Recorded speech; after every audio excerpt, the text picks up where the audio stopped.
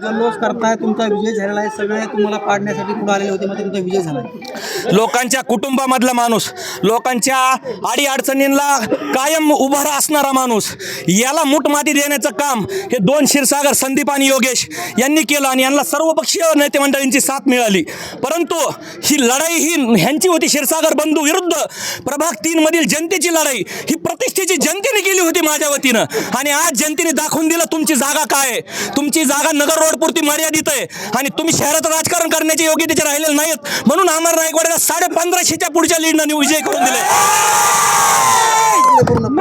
आणि सगळ्यात महत्वाचं इथं मला एकट्यालाच नाही तर माझा जोडीदार सर्वदेताई त्यांना सुद्धा 1000च्या पुढच्या लीडने निवडून दिले. हा विजयाबद्दल तुम्ही काय सांगाल?